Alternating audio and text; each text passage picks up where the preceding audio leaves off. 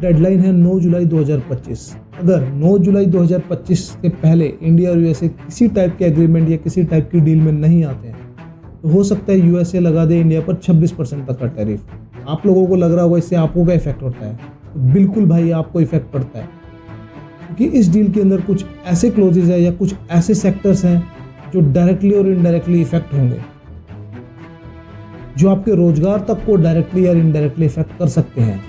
To the hidden friends, जहां हम बात करते हैं उन टॉपिक्स के बारे में जो हेडलाइंस तो बनाती है लेकिन कभी समझाए नहीं जाते। आज हम बात करेंगे इंडिया यूएसए ट्रेड डील के बारे में।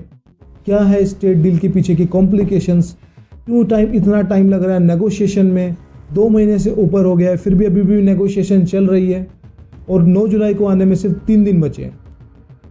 सबसे पहले बात करते हैं बैकग्राउंड की। इंडिया और यूएसए का जो बायलैटरल ट्रेड है वो है अप्रोक्सीमेटली 190 से 200 बिलियन डॉलर। और इंडिया जब यूएसए के साथ ट्रेड करता है तो वो आपका जो ट्रेड होता है वो सरप्लस में होता है। दैट मीन्स इंडिया और यूएसए जब भी ट्रेड करते हैं तो इंडिया को उस ट्रेड से बेनिफिट होता है। इंडिया यूएसए से इंपोर्ट कम करता है लेकिन यूएसए को एक्सपोर्ट ज़्यादा करता है।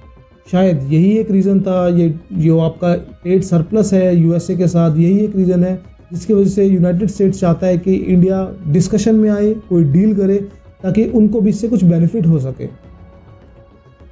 अब सवाल ये है कि दोनों कंट्रीज़ को इस डील से फ़ायदा होगा या दोनों कंट्रीज़ एक ऐसे डिस्कशन चाहती हैं जिससे दोनों को बेनिफिट हो, फिर भी इस डील को फाइनलाइज होने में इतना टाइम क्यों लग रहा है। चलिए डिस्कस करते हैं मेजर इश्यूज़, क्या है यूएसए की डिमांड्स इस डील से और क्या है इंडिया की डिमांड्स, कौन सी मार्केट का एक्सेस है जो यूएसए इंडिया से चाहता है जहाँ पे इंडिया को प्रॉब्लम है, प्लस कौन सी मार्केट का एक्सेस जो इंडिया यूएसए से चाहता है जहाँ पे यूएसए को प्रॉब्लम है। स्टार्ट करते हैं यूएसए की डिमांड से।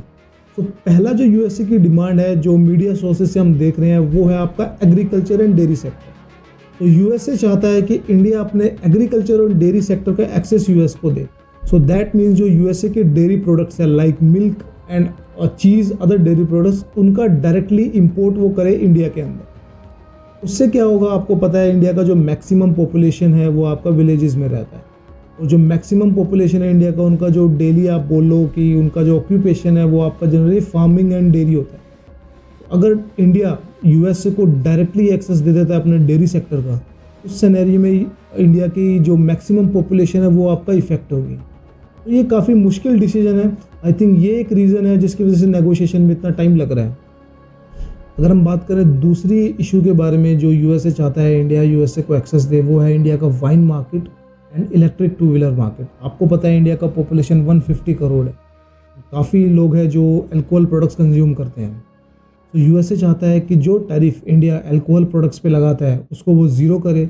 यूएसए की जो बड़ी अल्कोहलिक बेवरेजेस कंपनीज है वो डायरेक्टली इंडिया का मार्केट का एक्सेस ले सकें और इंडिया के अंदर वो अपने प्रोडक्ट्स को एक्सपोर्ट करके बेनिफिट ले सकें। इसके अलावा एक काफ़ी न्यू इमर्जिंग मार्केट है इंडिया के अंदर, इलेक्ट्रिक 2 व्हीलर मार्केट।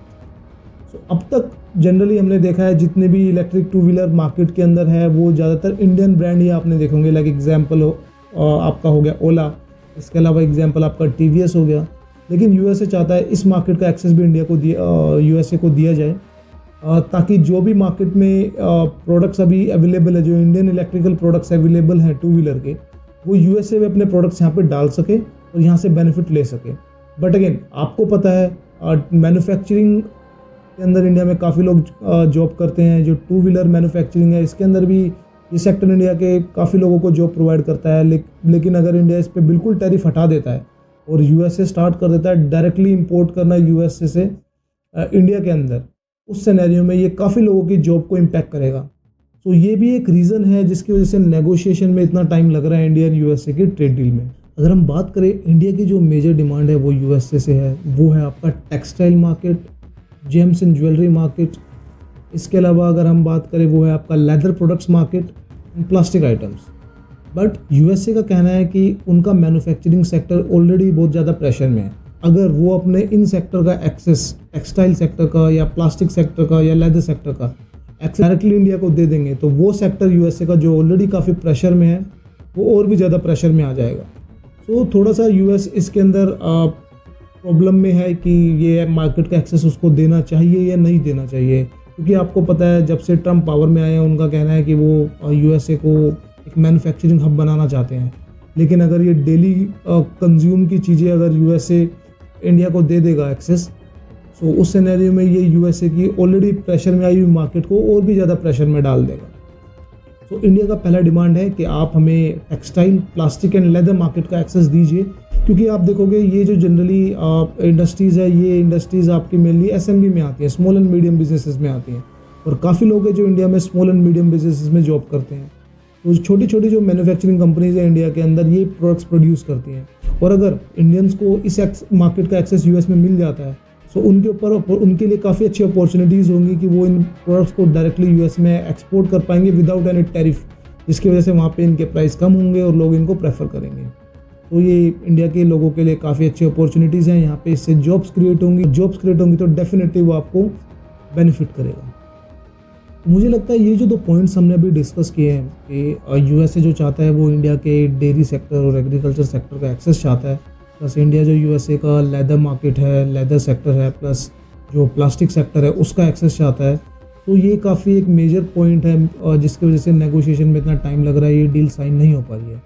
अगर इंडिया अपने एग्रीकल्चर और डेयरी सेक्टर का एक्सेस यूएसए को दे देता है तो उस सिनेरियो में it will be very disasters for India, क्योंकि इंडिया की जो मैक्सिमम पॉपुलेशन है वो आपका इन्हीं सेक्टर में काम करती है। अगर आप इन सेक्टर का एक्सेस उनको दे दोगे तो ये काफ़ी लोगों के लिए प्रॉब्लम हो जाएगी। तो मुझे नहीं लगता कि इतनी आसानी से इंडिया जो है एक्सेस देने वाला है। ऊपर एक और इंटरेस्टिंग बात आती है GTRI, global trade research and initiative. ये जो ऑर्गेनाइजेशन है इसने इंडिया को ऑलरेडी वार्न किया है, अगर इंडिया अपने डेयरी और एग्रीकल्चर सेक्टर का एक्सेस यूएसए को दे देता है ये डिजास्टर्स होगा इंडिया के लिए, क्योंकि इंडिया की काफ़ी पॉपुलेशन है जो आज भी विलेजेस में रहती है, फार्मिंग करती है, अपने कैटल रेजिंग करती है, जिससे वो अपने लाइवलीहुड कमाते हैं। और अगर यूएसए की इतना बड़ा डेयरी मार्केट डायरेक्टली, इतना बड़ा डेयरी सेक्टर डायरेक्टली इंडिया के अंदर ऐसे आने लगेगा तो उनके प्रोडक्ट्स को बेचना उनके लिए बहुत बड़ी मुसीबत हो जाएगी।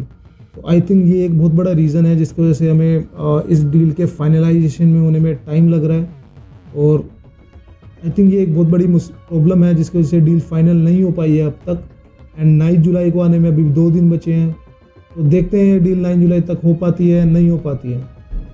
इसके अलावा हम बात करते हैं डिजिटल सर्विसेज। यूनाइटेड स्टेट्स की काफ़ी कंपनीज हैं लाइक मेटा, आपका गूगल हो गया, ये कंपनीज जो है इंडिया में अपने सर्विसेज देती हैं in terms of social media, in terms of IT services. तो जब भी इंडिया और यूएसए का ट्रेड का डिस्कशन होता है, जो इंडिया को हम सरप्लस में हमेशा मानते हैं कि इंडिया ने हमेशा सरप्लस में यूएसए के साथ ट्रेड करता है, जो बेनिफिट्स होता है इंडिया हमेशा लेता है, तो उस ट्रेड में हम जनरली ये डिजिटल सेक्टर को रिमूव कर देते हैं, हटा देते हैं। लेकिन ये जो कंपनीज है ये भी इंडिया से काफ़ी बेनिफिट लेती हैं, ये काफ़ी इंडिया से अर्न करती हैं। तो आई थिंक ये जो डील होने वाली है, इस डील में इंडिया को ये पॉइंट डेफिनेटली यूएसए के सामने रेज करना चाहिए, क्या हम भी ट्रेड डील का पार्ट इस डिजिटल सेक्टर को बनाएं, और अगर इस डिजिटल सेक्टर को हम ट्रेड डील का पार्ट बनाते हैं तो डेफिनेटली ये इंडिया को बेनिफिट करेगा।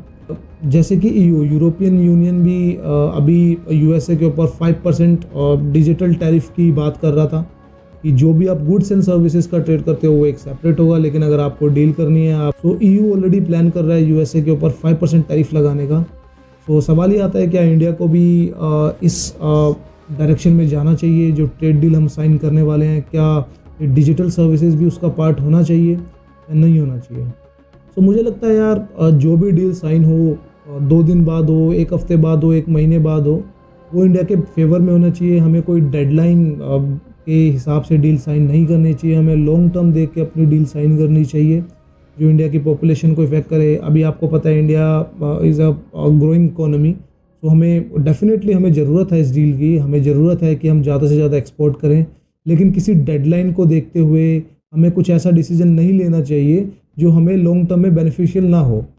तो आई विश इंडियन गवर्नमेंट इसको देख रही होगी, और ऑब्वियसली इंडियन गवर्नमेंट में जो लोग हैं वो काफ़ी कैपेबल हैं, वो देख रहे होंगे कि हम कैसे इस डील को इस वे में साइन करें कि ये डील दोनों कंट्रीज़ के लिए एक म्यूचुअली बेनिफिट दे, और प्लस हम अपना एक्सपोर्ट कैसे यूएसए को बढ़ा सकें। क्योंकि जो ट्रेड डील्स होती हैं और इतनी बड़ी ट्रेड डील होती है, तो वो सिर्फ इकोनॉमिक डील नहीं होती है, उससे काफ़ी लोगों की लाइवलीहुड जुड़ी होती है, काफ़ी पॉलिटिकल रिपोकेशंस होते हैं उसके। क्योंकि अगर कुछ ऐसा साइन हो जाए जो फेवर में ना हो, जो किसी एक स्पेसिफिक सेक्टर को काफ़ी बुरी तरीके से इफेक्ट कर रहा हो, तो आपको अपोजिशन को भी आंसर करना होता है।